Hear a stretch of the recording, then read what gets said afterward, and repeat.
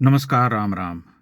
पश्चिम बंगाल के दक्षिणी दिनाजपुर जिले में 3-4 दिनों पहले एक महाकाल भैरव की प्रतिमा भूमि के भीतर से प्रकट हुई। जब वहां खुदाई हो रही थी तब यह प्रतिमा निकलने लगी और उस विशिष्ट प्रतिमा को देख करके आसपास के जितने भी लोग थे गांव के, वे सब चकित विस्मित रह गए। भीड़ जुटने लगी क्योंकि प्रतिमा बहुत ही रेयर थी अपने निर्माण में और बहुस्तरीय जो अलंकरण था उसमें, उसे देख करके सभी लोग चकित हो गए। प्रतिमा को घेर करके बांस की बल्लियों से वहां पर अभी रख दिया गया है और भारी संख्या में लोग जो है पूजा अर्चना में जुट गए हैं। दूसरी ओर जो आर्कियोलॉजिकल सर्वे ऑफ इंडिया के अधिकारी हैं वे उसे अपने अधिकार में लेना चाहते हैं, लेकिन जो स्थानीय ग्रामीण हैं उनका यह कहना है कि वे प्रतिमा को किसी भी सूरत में उन्हें नहीं सौंपेंगे। उसकी पूजा अर्चना चल रही है और वहीं पर जहां प्रतिमा ये मिली थी भूमि के नीचे से, वहीं पर एक मंदिर जो है बनाया जा रहा है ताकि उस मंदिर में उस महाकाल भैरव की प्रतिमा को स्थापित किया जा सके। ये अपने आप में कोई इकलौती घटना नहीं है जिसे देख करके या जिसके बारे में सुन करके आप कुछ विचार करने लगे कि भला ऐसा कैसे हो रहा है। पिछले कुछ दशकों की अगर बात की जाए तो भारत के अलग अलग हिस्सों में, उत्तर से लेकर के दक्षिण, पूर्व से लेकर के पश्चिम तक, अनेक ग्राम्य अंचलों में, नगरों में, कस्बों में खुदाई के दौरान, उत्खनन के दौरान सामान्य लोगों से लेकर के विशिष्ट लोगों तक, पुरातत्वविदों तक को ये प्रतिमाएं मिलती रही हैं अलग अलग। जो बंगाल में प्रतिमा मिली है वो 9वीं से 12वीं शताब्दी के मध्य की मानी जा रही है, जब वहां पर पाल वंश के राजाओं का शासन था। और यह भी स्पष्ट कर दिया जाए कि पाल वंश के अधीन बंगाल में मूर्ति कला जो है एक बहुत ही अलग स्तर पर जा पहुंची थी। बहुत ही श्रेष्ठ प्रतिमाओं का निर्माण उस समय होता था, जिसे आपकी अलग अलग संग्रहालयों में भी देख सकते हैं कि पालकालीन जो मूर्तियां हैं, जो प्रतिमाएं हैं, वे कितनी विशिष्ट होती हैं। मैंने स्वयं बहुत सारी प्रतिमाएं दिल्ली के राष्ट्रीय संग्रहालय में देखी हैं। भगवान विष्णु की, वराह आदि की प्रतिमाएं जो कि उस समय बनाई जाती थीं पाल वंश के राजाओं के शासनकाल में।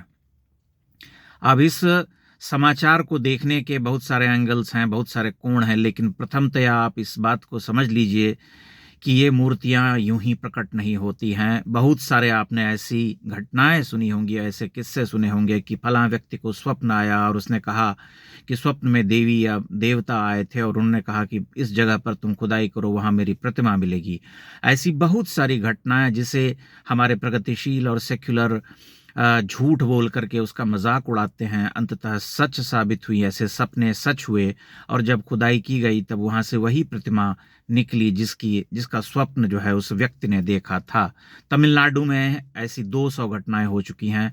अन्य प्रांतों में भी इस तरह की घटनाएं हुई हैं।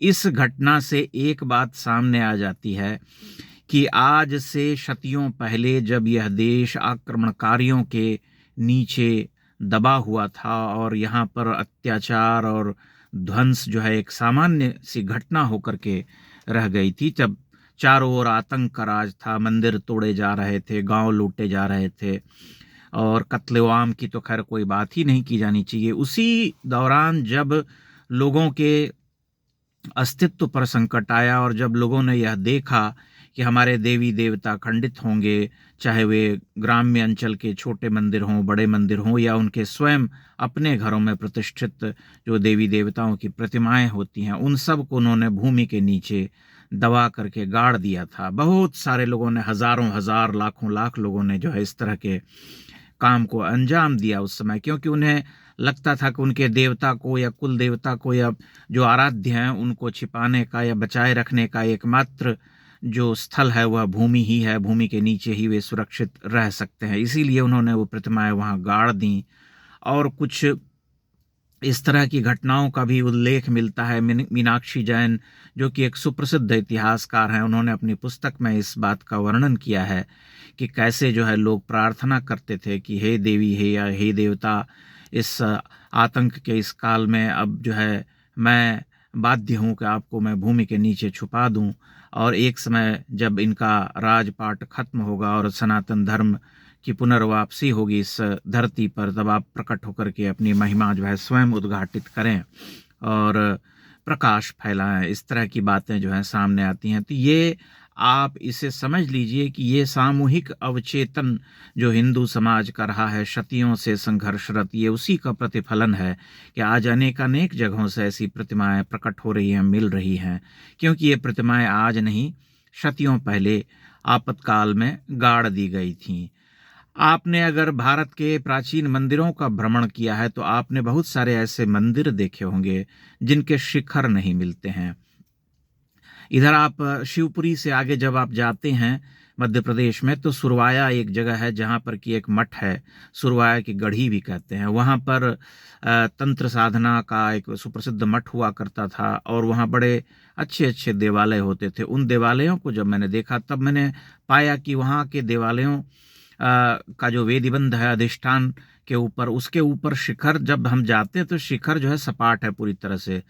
फिर खोजने पर, खंगालने पर पता चला कि जब आक्रमणकारी वहां आ रहे थे तब लोगों ने शिखर को निकाल करके जो है हटा दिया था, क्योंकि वे रिप्लेसेबल होते थे। इस तरह की संरचना होती थी कि उन्हें खोला जा सके और पुनर् जो है उनका स्थापन किया जा सके, उन्हें लगाया जा सके। तो इंटरलॉकिंग सिस्टम से वो प्रतिमाएं, जो मंदिर होते थे वो बनाए जाते थे। तो उन्हें, उनका निर्माण कुछ इस तरह से होता था कि आप उन्हें डिस्प्लेस कर सकते हैं। एक एक पत्थर को, निश्चय ही वह अत्यंत कठिन और जटिल कार्य था, लेकिन उन पत्थरों को हटाया जा सकता था, उन चट्टानों को।